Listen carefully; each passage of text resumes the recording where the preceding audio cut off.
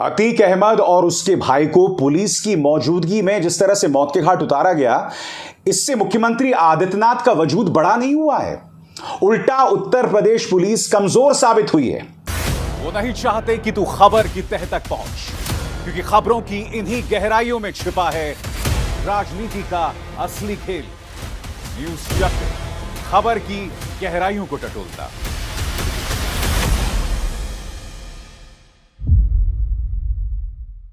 आपको यह सवाल पूछना चाहिए कि वो दिन जब पूर्व राज्यपाल, जम्मू कश्मीर के पूर्व राज्यपाल सत्यपाल मलिक ने सनसनीखेज दावे किए थे, जिसमें उन्होंने यह कहा था कि हमारे सीआरपीएफ के जवानों को हवाई जहाज मुहैया नहीं कराए गए थे, गृह मंत्रालय ने उनकी मांग को खारिज कर दिया था और उसके बाद पुलवामा का हमला होता है और उन्हें चुप रहने की सलाह देश के प्रधानमंत्री नरेंद्र मोदी और राष्ट्रीय सुरक्षा सलाहकार अजीत डोभाल देते हैं। जब वो इंटरव्यू वायरल हो रहा होता है, जब कोई भी न्यूज चैनल उस खबर को नहीं छू रहा होता है, उसी शाम अतीक अहमद को मौत की घाट उतार दिया जाता है। ये तमाम सवाल हैं जो पूछे जाने चाहिए। आज भारतीय जनता पार्टी के कई नेता इस मुद्दे पर जश्न मना रहे हैं, इसे प्रकृति का इंसाफ बता रहे हैं और यकीनन इससे मुख्यमंत्री आदित्यनाथ की सरकार को जनता में लोकप्रियता भी मिलेगी। मगर मैं आपको बताता हूं कि इस पूरे घटनाक्रम से भारतीय जनता पार्टी बतौर प्रशासक, बतौर सरकार कमजोर दिखाई दी है और मैं आपको एक एक करके बताना चाहता हूं। सबसे पहले आपको यह देखना होगा कि अतीक अहमद और उसका भाई किस तरह से बीच सड़क में लाया जाता है, एक जीप के अंदर। कोई सुरक्षा नहीं उसको दोस्तों, कोई सुरक्षा नहीं। इससे पता चलता है कि उत्तर प्रदेश की पुलिस कैसे काम करती है। एक दुर्दांत आरोपी जो उनके कब्जे में था, उसे न्यायिक हिरासत मिली है, उसे पुलिस की हिरासत मिली है और वो भी अदालत के आदेश के बाद, लिहाजा उसे भी सुरक्षा देना आपकी जिम्मेदारी है। मगर बात यहां नहीं रुकी। आप लोगों ने वो वीडियो देखा होगा जिसमें अतीक अहमद और उसके भाई को मौत की घाट उतार दिया जाता है। जैसे ही पहली गोली चलती है अतीक के सिर पे, आपको याद होगा पुलिस किस तरह से भागती है, किस तरह से भागती है। वो पुलिस जिसके पास हथियार थे, वो अपनी जान बचाने के लिए भागती है। क्या इससे उत्तर प्रदेश पुलिस का निजाम जो है वो बहुत महान होता दिखाई दे रहा है? क्या इससे यूपी पुलिस कमजोर नहीं दिखाई दे रही है कि इस कदर वो भाग रही है? और ये ना भूलें, वहां सिर्फ अतीक अहमद और उनका भाई नहीं था, वहां पर कई पत्रकार भी थे, कई आम लोग भी थे। उन्हें सुरक्षा देना यूपी पुलिस की जिम्मेदारी थी, मगर यूपी पुलिस किसी तरह से भाग रही थी। और उसके बाद जब उन 3 युवाओं ने उसे अंजाम दे दिया और जब वो जय श्री राम के नारे लगा रहे थे, तब वो तस्वीर आपने देखी होगी किस तरह से पुलिस उन्हें ऐसे प्यार से सहेजती है और पकड़ती है। यानी कि पुलिस की तरफ से कोई सख्ती नहीं दिखाई देती है। इससे यूपी पुलिस एक कमजोर फोर्स के तौर पर सामने दिखाई दे रही है। और मैं आपको एक और चीज बताता हूं, प्रधानमंत्री नरेंद्र मोदी भारत को मदर ऑफ डेमोक्रेसी कहते हैं। G20 को लेकर बड़े बड़े आयोजन होने वाले हैं, भारत उसकी मेजबानी करने वाला है। मैं आपसे एक सवाल पूछना चाहता हूं, जब इस तरह की तस्वीरें आएंगी जिसमें पुलिस की मौजूदगी में, पुलिस की हिरासत में खुलेआम गोलीबारी की जाएगी, जब हत्यारे पत्रकार का भेष डाल के आएंगे और गोलीबारी करेंगे, तो इससे क्या भारत की जो छवि है या छवि जतलाने की कोशिश की जा रही है मदर ऑफ डेमोक्रेसी, क्या वो मजबूत होगी? बताइए। और सबसे बड़ा सवाल, और ये खुद मुख्यमंत्री आदित्यनाथ से, मुख्यमंत्री आदित्यनाथ, आप अपनी छवि सुधारने की कोशिश कर रहे हैं, लगातार अपनी छवि को सुधारने की कोशिश कर रहे हैं। आप चाहते हैं कि बाहर के जो बिजनेसेस हैं वो यूपी में आकर निवेश करें। मैं आपसे एक सवाल पूछना चाहता हूं, जब यूपी पुलिस इस तरह से कमजोर दिखाई देगी, भागती फिरती दिखाई देगी, जब इस तरह का लॉलेसनेस, लॉ एंड ऑर्डर को लेकर सवाल दिखाई देगा, तो कौन आके इन्वेस्ट करेगा? आप अपने इमेज मेकओवर की कोशिश कर रहे हैं, तो क्या आपको वाकई लगता है कि इन तमाम घटनाओं से आपका इमेज जो है या आपकी छवि दुरुस्त होगी, बेहतर होगी? बिल्कुल नहीं, बिल्कुल नहीं। क्योंकि दुनिया और यह देश 2 और घटनाएं देख चुका था। लखीमपुर खीरी में मोनू मिश्रा, जिस पर आरोप था हमारे किसानों को रौंद कर मार देने का, वो उस कुकृत्य को अंजाम देने के बाद किस तरह से पुलिस की हिरासत में इस तरह से अपनी मूंछों पर ताव लगाकर चलता है, ताव देकर चलता है। यह है उत्तर प्रदेश के लॉ एंड ऑर्डर की हकीकत कि आरोपियों और अपराधियों में थोड़ा सा भी डर नहीं है। याद कीजिए, हाथरस की गुड़िया जिसके साथ इतनी बड़ी नाइंसाफी हुई थी, रातों रात उसके शव को जला दिया गया था पेट्रोल छिड़क कर। यह उत्तर प्रदेश के लॉ एंड ऑर्डर पर एक गंभीर सवाल है। कुलदीप सिंह सेंगर, भाजपा का विधायक, जिस तरह से एक परिवार को बर्बाद कर देता है, एक मासूम के साथ दुष्कर्म करता है, उसे यातना देता है, और भारतीय जनता पार्टी जब तक माहौल बहुत उग्र नहीं हो जाता उसके बाद जाके कार्रवाई करती है। यह है यूपी के लॉ एंड ऑर्डर पर सवाल। मगर जाहिर सी बात है, कोई सवाल नहीं उठाएगा। मगर आज आपको फिर पूछना पड़ेगा कि जब सत्यपाल मलिक का वीडियो, उनका इंटरव्यू वायरल हो रहा था, जिसमें वो पुलवामा के मुद्दे पर सीधे प्रधानमंत्री नरेंद्र मोदी और राष्ट्रीय सुरक्षा सलाहकार अजीत डोभाल पर प्रश्न उठा रहे थे, उसी शाम को इस घटना को अंजाम दे दिया जाता है, तो इसकी भी चर्चा होनी चाहिए कि क्या यह महज इत्तेफाक है या क्या इसके पीछे कोई बड़ा प्लान है। क्योंकि देखिए, कोई भी मुख्य धारा का न्यूज चैनल जो है वो सत्यपाल मलिक के इंटरव्यू को नहीं छू रहा था। याद कीजिए, गुलाम नबी आजाद राहुल गांधी के बारे में कुछ अनर्गल बयान देते हैं, तमाम न्यूज चैनल्स लाइन से लग जाते हैं उनका इंटरव्यू करने। मगर सत्यपाल मलिक, जो कि भारतीय जनता पार्टी के नेता थे, अब भी हैं, कई राज्यों के राज्यपाल रहे हैं, वो जब इतना गंभीर दावा करते हैं तो उसकी परख भी नहीं होती, उस पर डिबेट भी नहीं होता है। अरे चलिए, आलोचना ही कीजिए उसकी, वो तक करने से डर रहे हैं। क्यों? क्योंकि फरमान आ चुका था कि सत्यपाल मलिक के इंटरव्यू को नहीं छूना है। अगर आप उसकी आलोचना भी करेंगे तो वो खबर भी जनता के बीच जाएगी, और जनता को उस खबर से महरूम रखा जा रहा है। हकीकत यह है। मैं आपको यह भी बतलाना चाहता हूं दोस्तों कि किस तरह की प्रतिक्रिया आई है अतीक अहमद की हत्या पर, आपके सामने एक एक करके। सबसे पहले मैं आपको सुनवाना चाहूंगा कि उत्तर प्रदेश के मंत्री सुरेश खन्ना ने इसे प्रकृति का न्याय बताया है। सुनिए वो क्या कह रहे हैं। देखिए, जब जुल्म की इंतहा होती है या जब अपराध का पराकाष्ठा होती है तो कुछ फैसले आसमान से होते हैं, और मैं समझता हूं कि ये कुदरत का फैसला है और इसमें किसी भी कमेंट की आवश्यकता ही नहीं है। नहीं सुरेश खन्ना जी, ये प्रकृति का न्याय बिल्कुल नहीं है। ये आपकी सरकार की कमजोरी, नाकामी पर सवाल खड़े कर रही है। ये बतला रही है कि उत्तर प्रदेश में लॉ एंड ऑर्डर ध्वस्त हो चुका है। ये बतला रही है कि मिर्जापुर जैसी वेब सीरीज से कहीं ज्यादा गंभीर, कहीं ज्यादा भीषण, कहीं ज्यादा खतरनाक उत्तर प्रदेश के अंदर हालात हैं। इसे प्रकृति के न्याय के तौर पर मत बताइए। और सुरेश खन्ना एकमात्र व्यक्ति नहीं है दोस्तों। मैं आपको बतलाना चाहता हूं भारतीय जनता पार्टी के अन्य नेताओं ने क्या कहा है। पार्टी के एक अन्य नेता कह रहे हैं, पाप और पुण्य का हिसाब इसी जन्म में होता है। मैं आपसे एक सवाल पूछना चाहता हूं स्वतंत्र देव सिंह जी। कई और माफिया हैं, धनंजय सिंह, ब्रजेश सिंह, और खासकर वो माफिया जो मुख्यमंत्री आदित्यनाथ की जाति से आते हैं। क्या उन पर कभी एक्शन होता है? मोनू मिश्रा, जिसने हमारे किसानों को रौंद दिया था, आखिर वो इस तरह की तड़ी में क्यों घूमता है? अपनी मूंछों पर ताव लगाकर क्यों घूमता है? उसके जहन में क्यों नहीं डर है? उसके जहन में गाड़ी पलटने को लेकर डर क्यों नहीं है? गाड़ी उनकी पलटी जाती है जिनके बयान से कई सफेद पोश एक्सपोज हो सकते थे, मसलन गैंगस्टर विकास दुबे।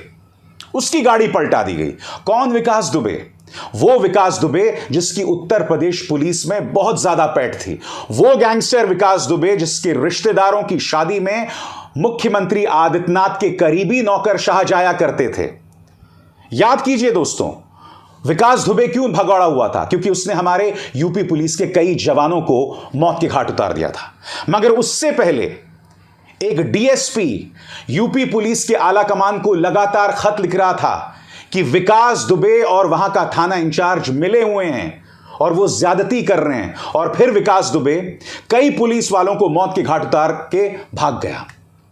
अगर वो जिंदा रहता तो उसके बयान से कई सफेद पोशों की राज खुलते, मगर उसे मौत के घाट उतार दिया गया और उसको लेकर भी मुख्यमंत्री आदित्यनाथ की तारीफ की जा रही थी। मैं आपसे सवाल पूछना चाहता हूं, यह दुरुस्त लॉ एंड ऑर्डर का परिणाम है? नहीं, आप हकीकतों को दफन करना चाहते हैं। मैं आपसे एक और सवाल पूछना चाहता हूं, दुर्दांत अतीक अहमद को अगर कानून के अंतर्गत अगर उस पर कार्रवाई होती, क्योंकि उसका लिंक तो समाजवादी पार्टी के साथ था ना, 5 बार विधायक बना, 1 बार सांसद बना, वैसे मैं अतीक अहमद की बात करूंगा आगे जाकर, और भाजपा ये लगातार बात कह रहा था कि किस तरह से समाजवादी पार्टी जो है उसे साथ दे रही है। तो बड़ा प्रश्न ये कि अतीक अहमद अगर जिंदा रहता तो वो कई और राज खोल सकता था ना, उसके मुंह को बंद क्यों कर दिया गया, जिस तरह से विकास दुबे का मुंह बंद कर दिया गया? उससे पूछताछ में ऐसी क्या बातें आ सकती थीं जिससे कई ताकतवर लोग हिल सकते थे? ये तमाम प्रश्न किए जाने चाहिए। आप जानते हैं सोशल मीडिया में क्या मजाक किया जा रहा था कि वो जो 3 शूटर्स थे वो पत्रकार बनकर आए थे।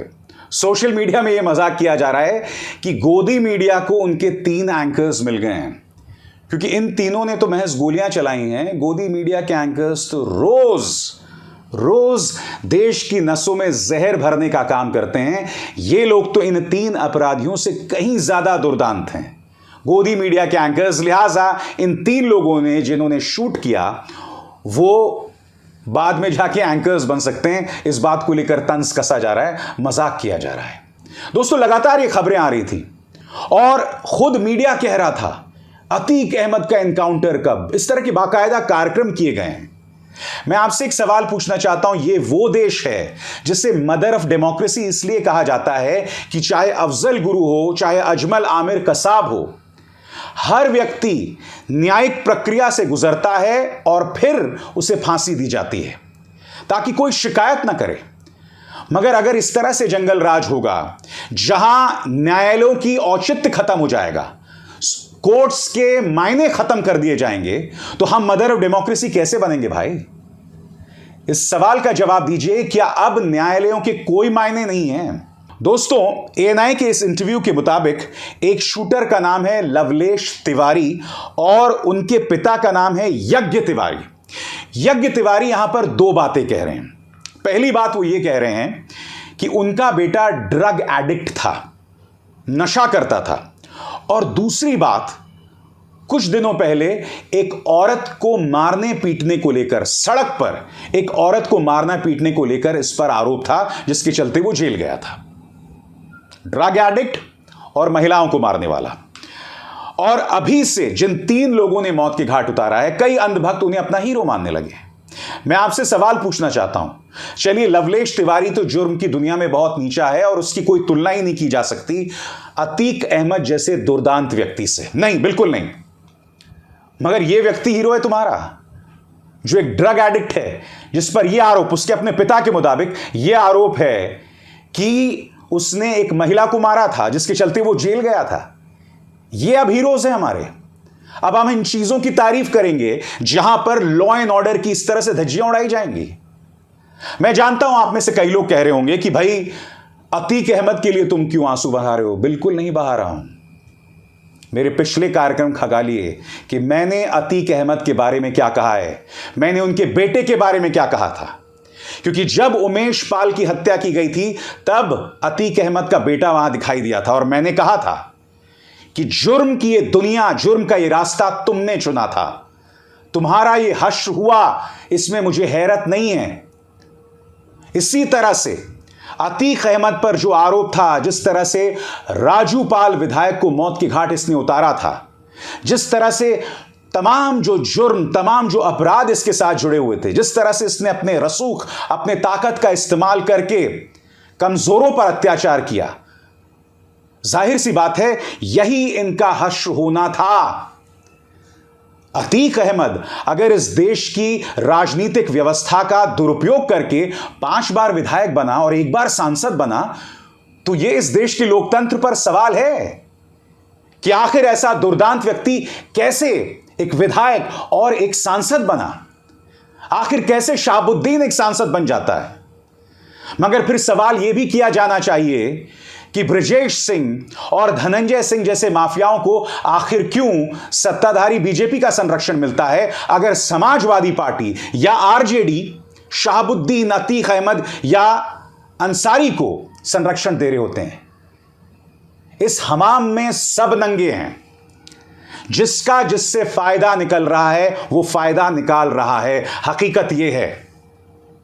मगर नुकसान किसको हो रहा है? नुकसान हो रहा है भारत की छवि को। हम जो ये दावा करते हैं कि हम मदर ऑफ डेमोक्रेसी हैं, माफ कीजिए दोस्तों, जो तस्वीरें सामने उभर कर आई हैं उससे पुलिस पर सवाल है, मुख्यमंत्री आदित्यनाथ की सरकार पर सवाल है, और भारतीय जनता पार्टी के नेता जिस तरह से उसे जायज ठहरा रहे हैं उन पर सवाल है। दुनिया में चर्चा की जा रही है कि सत्ताधारी पॉलिटिकल पार्टी के जो नेता हैं, मसलन टी राजा सिंह या सांसद प्रज्ञा, वो दंगे भड़काने वाली बातें तो करते ही हैं।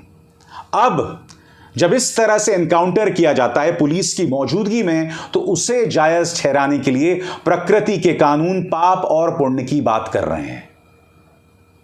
ये लोकतंत्र नहीं, लोकतंत्र का अपमान है और इसके अलावा कुछ नहीं। दोस्तों, अफसोस की बात यह है क्योंकि जनता ऐसी घटनाओं पर तालियां बजाती है तो इस तरह की घटनाएं आगे भी होती रहेंगी। जिससे आप इत्तेफाक नहीं रखते उसे इसी तरह से मौत के घाट उतार दिया जाएगा। और अदालतों के बड़े बड़े जजेस सिर्फ समारोह में जाके लोकतंत्र की इज्जत बचाने की बात करेंगे, सत्ता से सवाल करने की बात करेंगे, मगर ऐसे मुद्दों पर स्वतः संज्ञान लेते हुए कोई कार्रवाई नहीं करेंगे। लोकतंत्र रसातल में जा रहा है। मदर ऑफ डेमोक्रेसी को लेकर हमारा दावा एक मजाक बनकर रह गया है और आने वाले दिनों में और गंभीर होगा, क्योंकि स्वाभाविक सी बात है आने वाले दिनों में मोदी सरकार अडानी के मुद्दे पे कटघरे में होगी।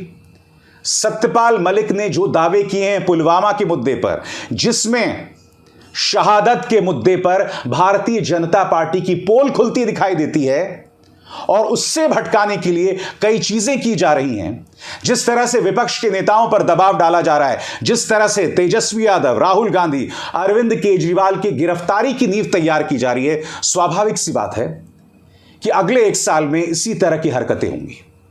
अगले 1 साल में लोकतंत्र बार बार शर्मसार होगा और हम उसे रामराज्य का नाम देंगे। यह लोकतंत्र नहीं है दोस्तों। मैं आपसे फिर कहना चाहता हूं, अराजकता के इस माहौल में रोजी रोटी कमाना मुश्किल हो जाएगा। जी हां, बाहर के देशों की बड़ी बड़ी कंपनियां हमारे देशों में आके इन्वेस्ट नहीं करेंगे, क्योंकि इससे पहले खाने को लेकर वैसे ही लोगों को लिंच कर दिया जाता है, दूसरे धर्म होने को लेकर वैसे ही लोगों को बॉयकॉट किया जाता है। जब पहले से ही इस तरह की तस्वीरें जा रही हैं और ऊपर से लॉ एंड ऑर्डर को लेकर इस तरह से कमजोर तस्वीरें सामने उभर कर आती हैं, तो स्वाभाविक सी बात है इंटरनेशनल इन्वेस्टर्स का भारत में विश्वास पैदा नहीं होगा। और यह ना भूलें, चाहे बिहार में दंगे हों, चाहे तमिलनाडु में बिहारी मजदूरों को लेकर अफवाह फैलाने की बात हो, जिस तरह से टी राजा सिंह दंगा भड़काऊ बातें करते हैं, इससे कहीं ना कहीं यह संदेश जा रहा है कि अराजकता में भारतीय जनता पार्टी का हाथ है और इससे हम मुंह नहीं मोड़ सकते। कायदे से अतीक अहमद के खिलाफ कानूनी कार्रवाई लंबी चलनी चाहिए थी, उसे बेइज्जत किया जाना चाहिए था। उस कानूनी कार्रवाई के तहत उसे कठोर से कठोर सजा मिलनी चाहिए थी, उसने जिस तरह के दुर्दांत अपराध किए थे। मगर यह जो हुआ यह तो बहुत शॉर्टकट था, इससे उसे अपराधों की सजा नहीं मिली है।